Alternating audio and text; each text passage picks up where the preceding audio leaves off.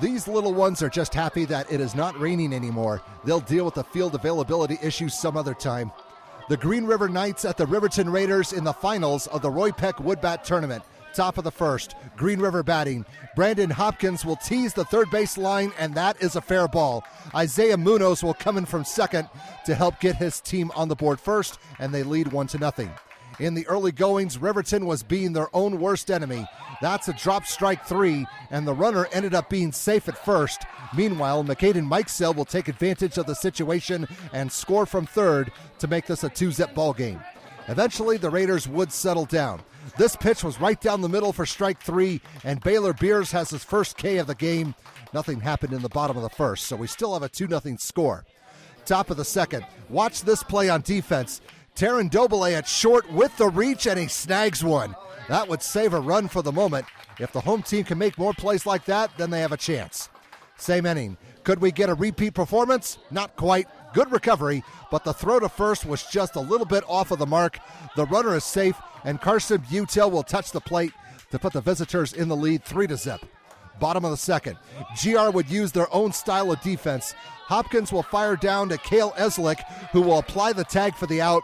This may have been a non-conference game, but so far one side has been pretty serious about things. Bottom of the third. Trevin Zumwalt is going to keep the other team guessing on this off-speed pitch. His team has yet to lose on the weekend, so their pitching rotation was in pretty good shape so far. Top of the fourth, more defense for Riverton. Dobele again, and then this time his aim was on target to Ridge McCoy to double up the runner at first. Now, if only the offense could produce some runs, they would be in a better spot than they are right now. So far, Green River has been the team with the runs. Munoz is going to send a hit past the diving third baseman. That will net him an RBI as Tyler Venditti will head home from second to add on some insurance, and the score is now 4-0. Bottom of the fourth, it was not the prettiest of ways, but the Raiders would finally get on the scoreboard. This would end up being a sacrifice fly for Stephen Renning. The throw in from right is cut off, and McCoy will come in. Now his team is down 4-1. Top of the fifth, the Knights would reach into their bag of tricks. Runners on the corners, safe at second. It was a double steal, and the defense realized it too late. Blake Jelinas was the runner at third, and now he scores to put his squad up 5-1. Bottom of the fifth, the home team would get that run back. Dobele is going to find some real estate in left center field, and it is going to get him some extra bases. This play ended up being a double when it was all said and done. Sean Hughes is going to be waved in and will score all the way from first to help get the score a little bit closer. It's 5-2. Top of the sixth. Braden Draper is pitching in relief, and he will provide some for his squad. Now, if only the offense could put something together. Bottom of the sixth, Riverton responded.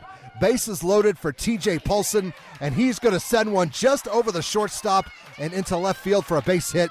2 ribbies were his reward as Darren Monroe and Renning will race in and make this game a little bit more interesting now.